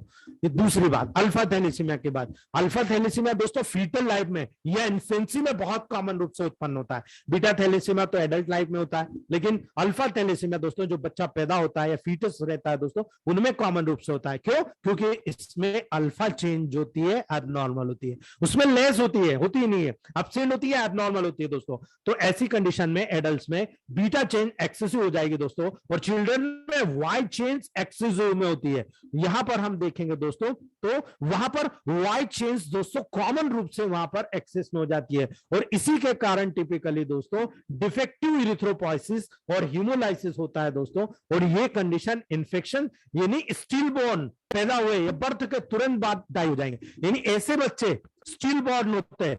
यही कारण आपको समझाना था दोस्तों, इसलिए इतना ज्यादा बताना पड़ा कि यहां पर जब बच्चे, आप लोग जानते हैं कि किसी मां के पेट में बच्चा मर जाता है तो वो ज्यादातर दोस्तों केस होता है स्टिल बॉर्न जो होता है वो डिफेक्टिव इरिथ्रोपोइसिस यानी हीमोलाइसिस के कारण होता है। यानी इन्फेंट जो होता है स्टिल बॉर्न होता है, यानी जब डिलीवर्ड होगा तो मरा हुआ होगा दोस्तों, या अगर उसमें अल्फा थैलेसीमिया है तो पैदा होते के तुरंत बाद दोस्तों 24 घंटे 48 घंटे के अंदर बच्चा मर जाता है। इसका नंबर 1 कारण होता है दोस्तों अल्फा थैलेसीमिया, इसलिए हमें इस चीज को वहां पर विशेष तौर से याद रखना है दोस्तों। जब बीटा थैलेसीमिया में हमने देखा था दोस्तों तो बीटा चेन नंबर में कम हो जाती है, ये अपसेंट नॉर्मल हो जाती है दोस्तों, इनमें अल्फा चेन की मात्रा यहाँ पर ज्यादा हो जाएगी और अल्फा चेन प्रेसिपिटेट हो जाएगी हमारे आरबीसी के अंदर, इसीलिए वहां पर डिफेक्टिव इरिथ्रोपोइसिस और हेमोलाइसिस होता है। मतलब एक में अल्फा चेन के कारण, एक में बीटा चेन के कारण दोस्तों। बीटा में बीटा डिफेक्ट हो जाएगा तो अल्फा चेन ज्यादा हो जाएगी, और जब आप अल्फा थैलेसीमिया की बात करोगे तो अल्फा चेन कम हो जाएगी, एबनॉर्मल हो जाएगी, बीटा चेन ज्यादा होने के कारण डिफेक्ट होगा। तो ये क्रॉस होता है दोस्तों, इसलिए हमें टेंशन लेने की जरूरत नहीं, ट्रीटमेंट तो दोनों का एक है और दोनों की मेडिसिन एक तरह से ट्रीट होती है, इसीलिए आपको यहां पर इस प्रोटोकॉल को विशेष तौर से ध्यान रखना है दोस्तों। तीसरी बात करते हैं हम दोस्तों, न्यूट्रिशनल डेफिशिएंसी एनीमिया।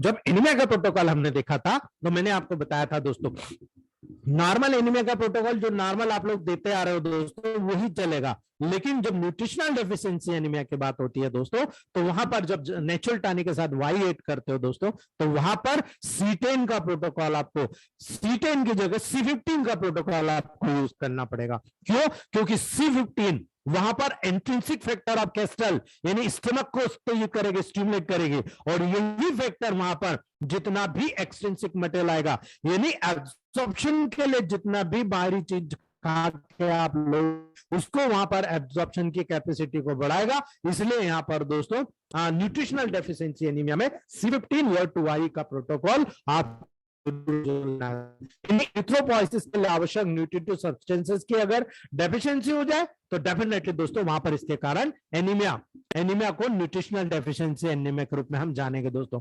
जो सब्सटेंसेस इरिथ्रोपोइसिस के लिए आवश्यक होते हैं दोस्तों, जो हमारे लिए बहुत ज्यादा क्वांटिटी में आयरन और हीमोग्लोबिन को प्रोडक्शन करते हैं दोस्तों, वो होता है आयरन, प्रोटीन्स, विटामिन, जैसे कि वहां पर vitamin C, vitamin B12, folic acid, ये सब क्यों होता है? और यही कारण है दोस्तों, आप लोगों ने देखा होगा जितनी भी गायनेकोलॉजिस्ट होती है फॉलिक एसिड क्यों देती है, विटामिन B12 क्यों देती है, विटामिन C की ग्लोबुल्स क्यों देती है दोस्तों, वहां पर टिपिकली आपको ये लेवल मेंटेन करना पड़ता है। और इसी लेवल के लेवल पर दोस्तों हम जब वहां पर इस चीज को इंडिकेट करते हैं तो वहां पर ये न्यूट्रिशनल डेफिशिएंसी के रूप में दोस्तों वहां पर ये फैक्टर जरूर होना चाहिए।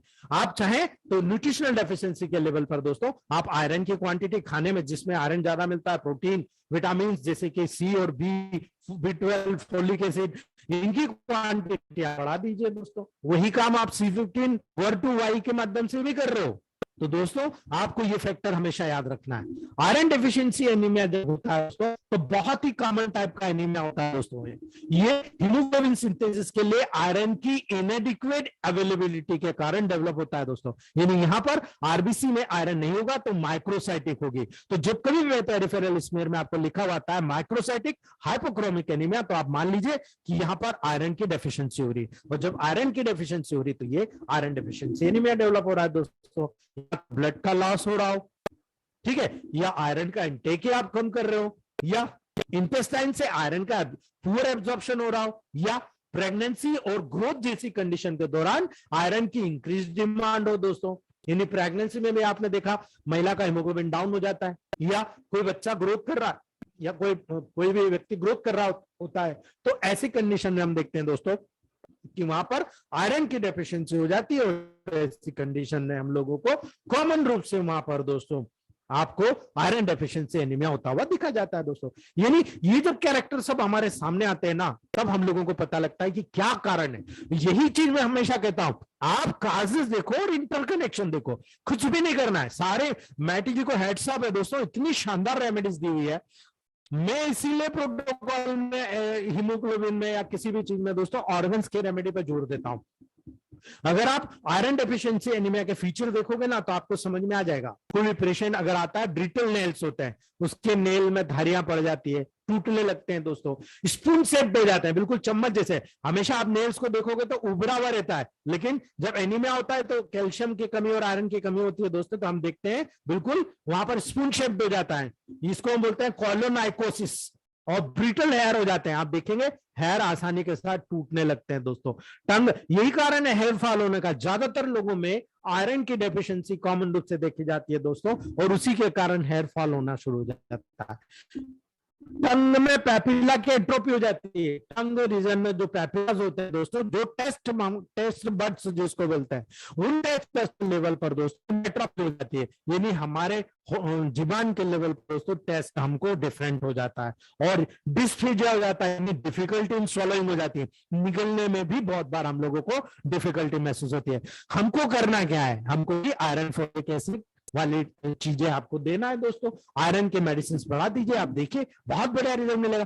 कभी भी आपके पास ऐसा केसेस आता है दोस्तों, आप आपके प्रोटोकॉल में जनरल टॉनिक में S5C4RE का प्रोटोकॉल दे दीजिए, यही चीज काम करेगी। दूसरा, नेचुरल टॉनिक को C15 दे दीजिए, आपको कोई प्रोटोकॉल देखने की जरूरत नहीं। अब आप देखिए, एनीमिया में ही आपने कैल्शियम की बात कर ली, नेल्स लेवल को कवर कर लिया। दूसरी बात, वहां पर अगर स्पून शेप नेल्स हो गए तब भी यही प्रोटोकॉल काम करेगा। अगर यहाँ पर फंगल इन्फेक्शन जैसे आपको किसी को आपको यहाँ पर देखने को मिलता है दोस्तों, तो वहां पर केवल वेन 1 और G8 कर दीजिए, आपका पूरा प्रोटोकॉल कंप्लीट हो जाएगा दोस्तों। डिस्फेजिया होता है, यानी किसी को डिफिकल्टी इन स्वॉलोइंग, निगलने में तकलीफ होती है दोस्तों, उस डिस्फेजिया के कंडीशन को भी यही प्रोटोकॉल तुरंत करेक्ट कर देगा दोस्तों। इसीलिए आप बेस समझिए, केवल बेस को समझ लीजिए, बाकी कुछ करने की जरूरत नहीं, प्रोटोकॉल आपके हाथ में है दोस्तों।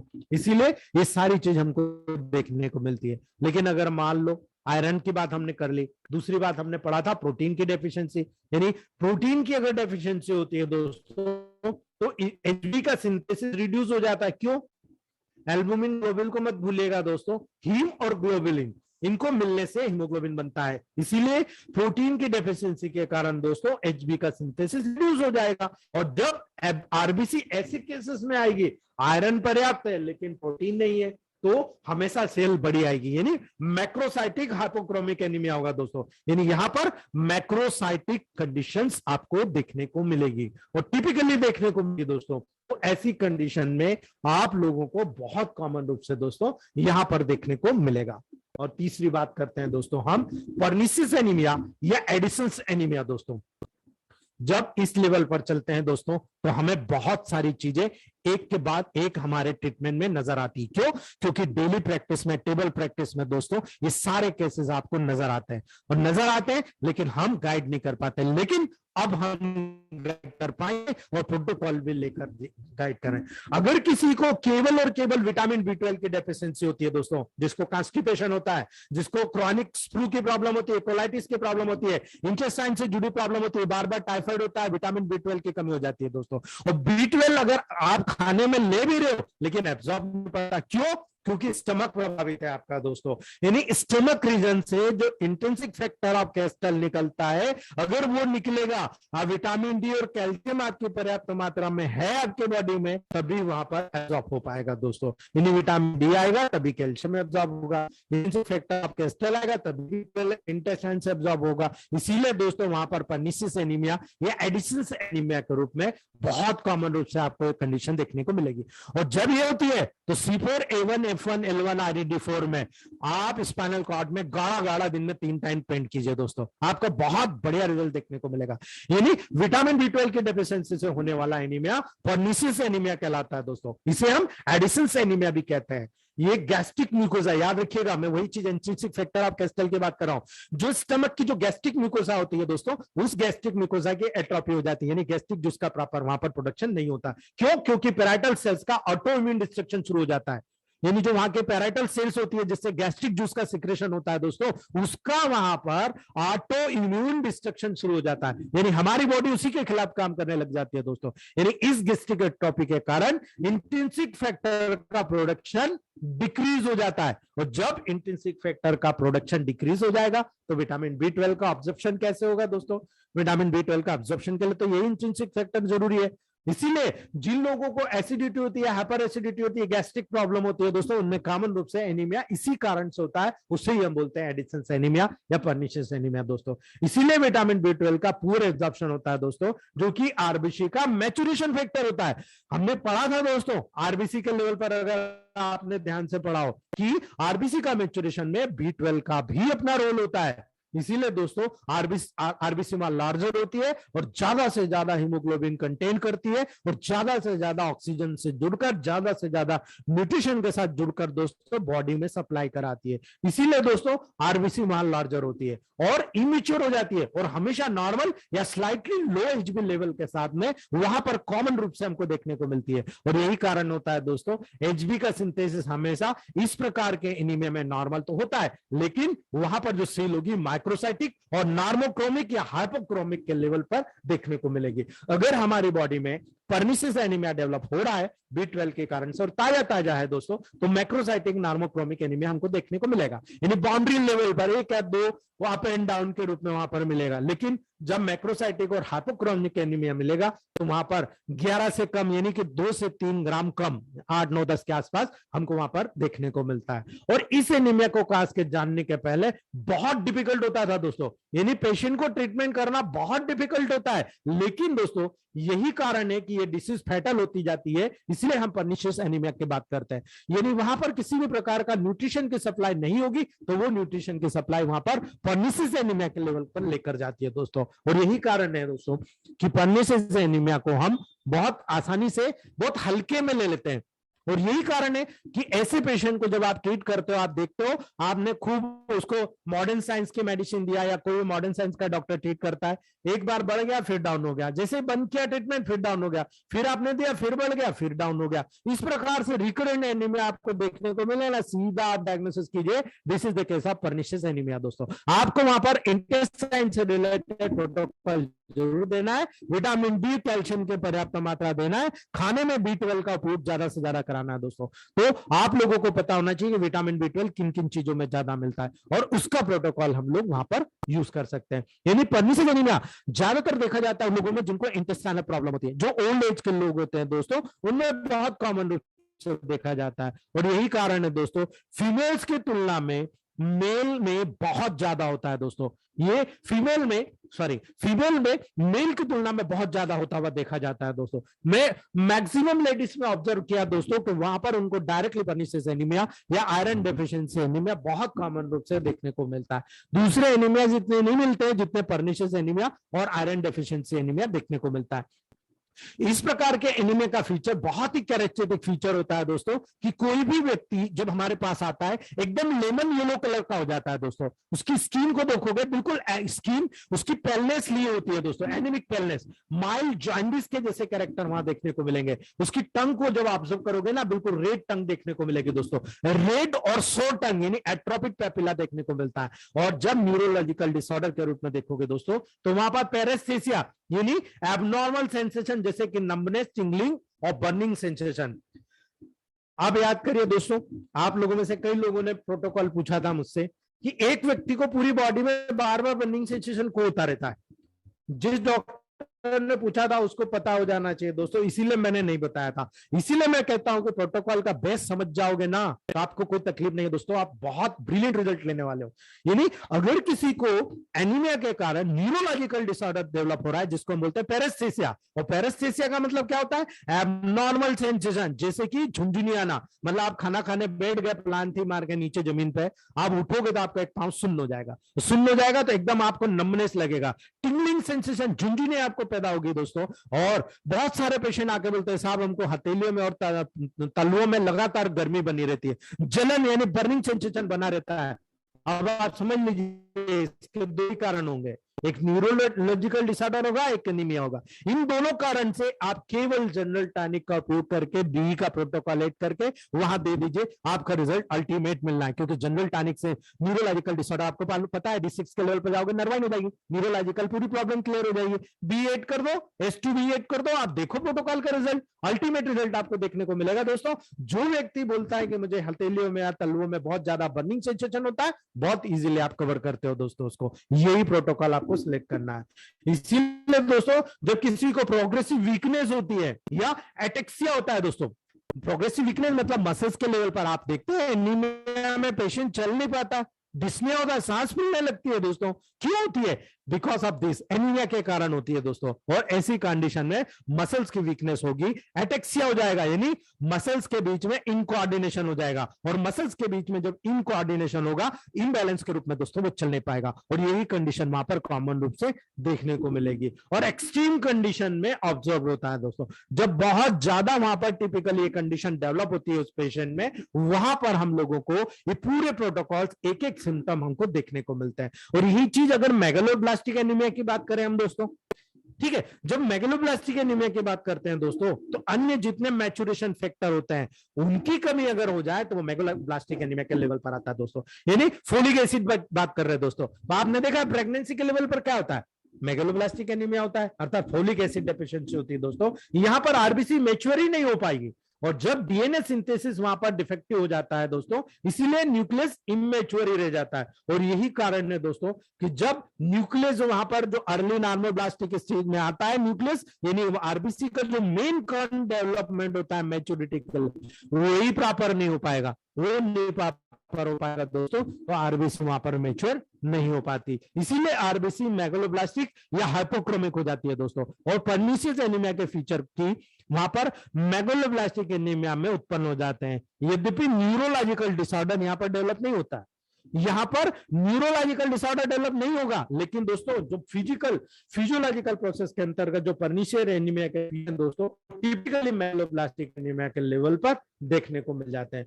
और यही कारण है दोस्तों कि जब हम यहाँ पर प्रोटोकॉल की बात करते हैं दोस्तों, तो यहाँ पर आप जब सभी प्रकार के एनीमिया की बात करते हो तो मुझे आपको प्रोटोकॉल बताना बहुत जरूरी होता है दोस्तों। यहाँ पर A3, S1, L1, F1, W और RE का लेवल जो होता है दोस्तों, फर्स्ट डायल्यूशन, ये बहुत मिरेकल होता है दोस्तों। इसीलिए मैं आपको कहता हूं जनरल टॉनिक में D4 या D5 में दोस्तों आप RE को डाल दीजिए, ठीक है। क्यों कहता हूं? बिकॉज ऑफ दिस, क्योंकि ये मेन सब प्रकार के एनीमिया को कंट्रोल करता है दोस्तों।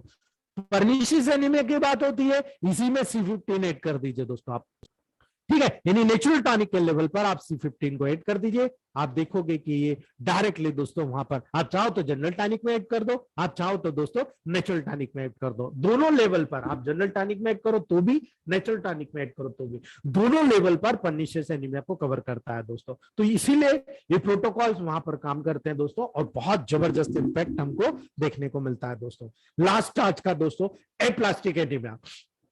दोस्तों बहुत बार आजकल हम देख रहे हैं जेनेटिक एबनॉर्मलिटीज हो रही है, ऑटोइम्यून डिसीजेस डेवलप हो रही है, पॉल्यूशन का इफेक्ट हमारी बॉडी पे आ रहा है, एटमॉस्फेयर का हमारी बॉडी पे आ रहा है, बहुत ज्यादा हम एंटीबायोटिक्स, हाई फाई एंटीबायोटिक्स ले रहे हैं, बहुत ज्यादा इम्यूनिटी को सप्रेस कर रहे हैं, जिसके कारण दोस्तों कहीं ना कहीं रेड बोन मेरो में डिसऑर्डर डेवलप हो रहा है, जिसको हम एप्लास्टिक एनीमिया का डेवलपमेंट कहते हैं दोस्तों। यानी red bone marrow fatty tissue के द्वारा रिप्लेस्ड हो रहा है। यानी आप देखते हो, आप लीवर में आजकल जिसको देखो सोनोग्राफी में मिलता है फैटी लीवर ग्रेड 1।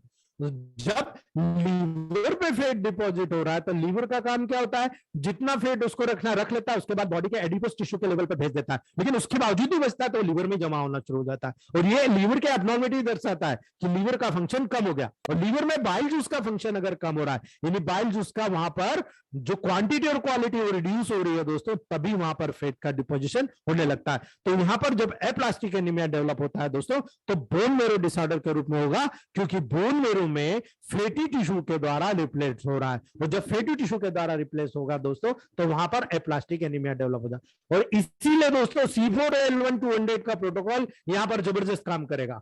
याद करिएगा, मैंने आप लोगों को 3 प्रोटोकॉल, हमारे सीनियर डॉक्टर बहुत अच्छे से जानते हैं, कि यहाँ पर बाइल जूस का काम होता है, यानी पित्त के मेटाबॉलिज्म को बढ़ाना है, पित्त के कंपोजिशन और क्वालिटी को बढ़ाना, बाइल जूस को बढ़ाना है दोस्तों, अर्थात फैट मेटाबॉलिज्म को बढ़ाना है। तो उसके लिए क्या करना पड़ेगा आपको, बाइल जूस को स्ट्रॉन्ग करना पड़ेगा। तो वहां पर C4L1 200 दोगे, ये फैट को गलाएगा, ये केवल फैट को गलाएगा, लेकिन फैट मेटाबॉलिज्म को बढ़ा दो आप। इसके साथ में आप क्या करेंगे, S2 A1 F1 वर्वन YB को D4 में देंगे दोस्तों हम। इससे क्या होगा, बाइल जूस स्ट्रांग होकर निकलेगा, और जब बाइल जूस स्ट्रांग होकर निकलेगा तो उसका काम ही क्या है, फैट मेटाबॉलिज्म को इंक्रीज करना। Bile juice, intestinal juice, pancreatic juice, तीनों जूस गैस्ट्रिक चाइन को जब नीचे आता है उसको न्यूट्रलाइज कर देते हैं, और वहां पर बाइल जूस जो होता है दोस्तों फैट के मेटाबॉलिज्म को बढ़ाने का काम करता है। तो यही काम हमको वहां भी करना है, यही प्रोटोकॉल हम लोगों को वहां यूज करना है दोस्तों। तो बोन मेरो डिसऑर्डर दोस्तों बहुत सारी कंडीशन में डेवलप होता है। यदि आप लगातार एक्सरे कराते हो, लगातार गामा रे रेडिएशन के रिपीटेड एक्सपोजर करते हो दोस्तों, टिपिकली वहां पर आपको वहां पर एप्लास्टिक एनीमिया डेवलप हो जाएगा। मेरा अभी आप लोगों को पता हो दोस्तों, आज से 3-4 दिन पहले मेरे दोस्त की डेथ हुई, डॉक्टर हिमांशु उपाध्याय की। मेरा क्लासमेट था दोस्तों, आज जो मैं हूं उसमें बहुत हद तक उसका भी हाथ है। तो उस मित्र की डेथ भी इसी एप्लास्टिक एनीमिया के कारण हुई दोस्तों, और यही एप्लास्टिक एनीमिया उसके लीवर फेलियर के लेवल पर लेके गया दोस्तों।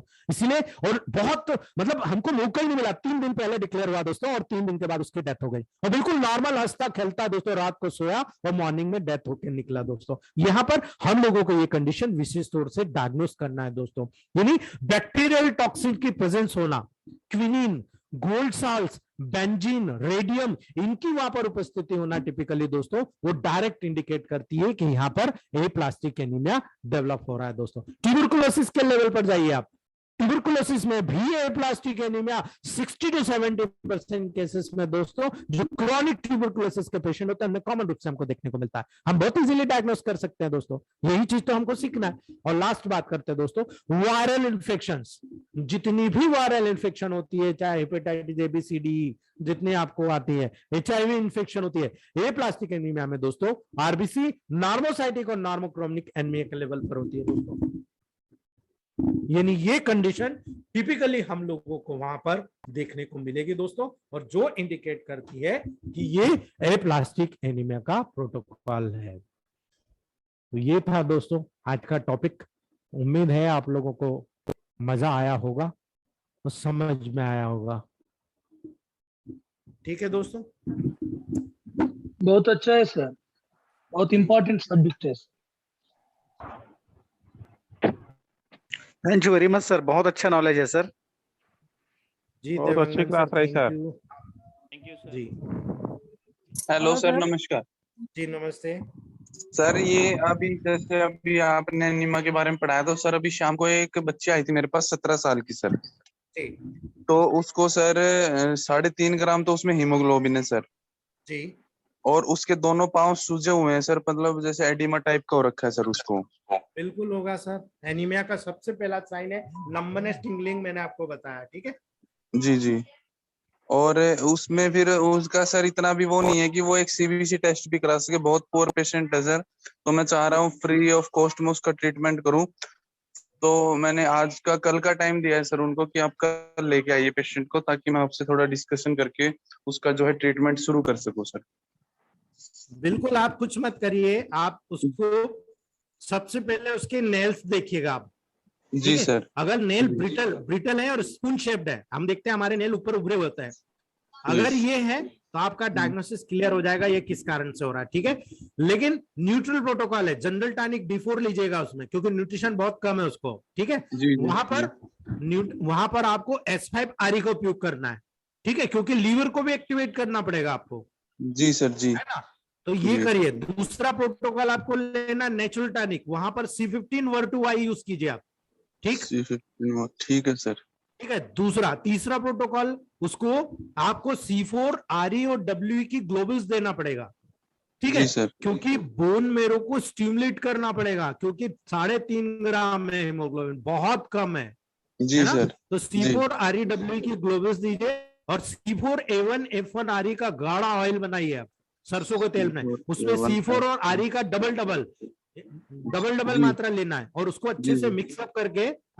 मिक्सअप करके उसको गाढ़ा गाढ़ा स्पाइनल कॉर्ड पे प्रिजर्व करना और 1 महीने का प्रोटोकॉल देना। 1 महीने के बाद आप उस लड़की को देखना, आप 6 ग्राम के ऊपर पहुंच जाएगी वो। जी सर जी, ठीक है। ठीक है थैंक यू सर। जी। Hello sir. जी सर आपने बोला कि जैसे कुछ आरबीसीज के लॉसेस होने पे कुछ इम्पोर्टेंट टेस्ट होते हैं, तो सर वो कौन से टेस्ट करवाने चाहिए हमें?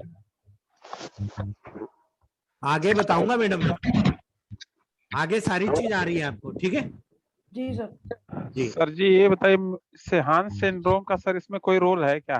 किसका? सेहान सिंड्रोम। सर मैंने तो आज तक नहीं पढ़ा। सर पिट्यूटरी काम सही से नहीं करती, हाइपोपिट्यूटरिज्म हो जाता है उसमें हाँ चाइल्ड बर्थ के दौरान। मैंने तो नहीं पढ़ा, इसलिए मैं स्पष्ट बता रहा हूँ। मेरे पास केस भी नहीं आया और हमको अभी तक होम्योपैथ में भी स्टडी नहीं हुआ, इलेक्ट्रोहोम्योपैथ में तो नहीं किया मैंने स्टडी। सर हमारे यहाँ एक पेशेंट आई, जी महिला थी, उनको ऐसी समस्या थी, उनके जी हस्बैंड जो है मॉडर्न थेरेपी ले रहे थे, दिला रहे थे, तो उन्होंने बताया कि इसको जी सेहान सिंड्रोम हो गया। मैंने सेहान सिंड्रोम की वो गूगल पे खोजा, सर्च किया तो उसमें बता रहा था जी कि जब उसको डिलीवरी होती है तो उसमें बहुत ज्यादा ब्लीडिंग होने की वजह से पिट्यूटरी को पुअर ब्लड सप्लाई होती है, जिसकी वजह से उसकी नेक्रोसिस हो जाती है और वो अपना काम कम करने लगती है। सर आप मुझे एक क्वेश्चन बताइए, केवल एक क्वेश्चन का आंसर, कि यहाँ सर। पर जब ब्लीडिंग ज्यादा होगी तो उसमें पिट्यूटरी में ब्लड सप्लाई कम कैसे हो जाएगी? सर इसमें तो ये दे रहा था कि वो प्रॉपर उसको न्यूट्रिशन नहीं मिल पाता, ब्लड सप्लाई नहीं हो पाती। सर उसका कारण ये उसकी होगा, कमी तो नहीं। जी उसका कारण ये होगा कि जब neurological negative positive feedback mechanism होता है ना, जी सर। ठीक है, तो वहां पर पिट्यूटरी ग्लैंड का स्टिमुलेशन नहीं हो रहा है।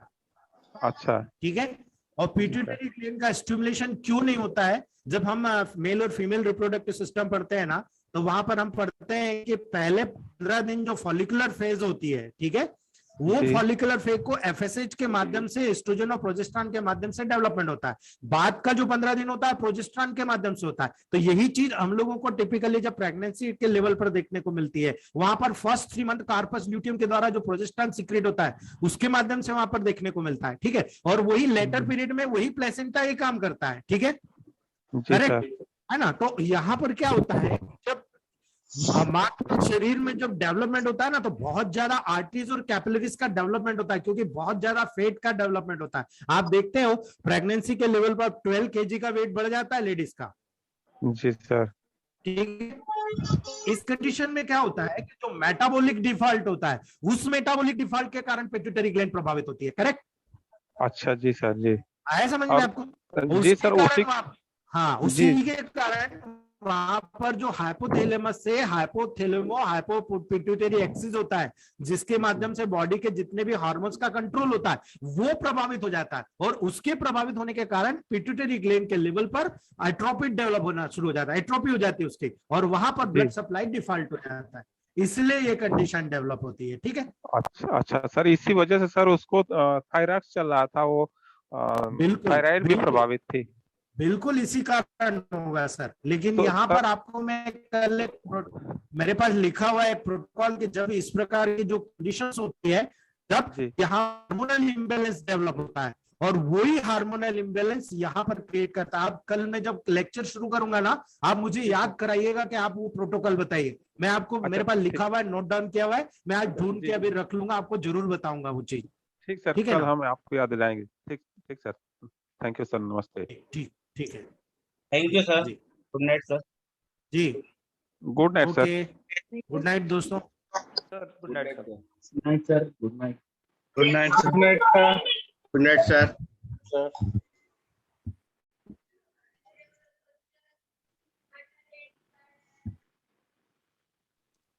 Good night sir.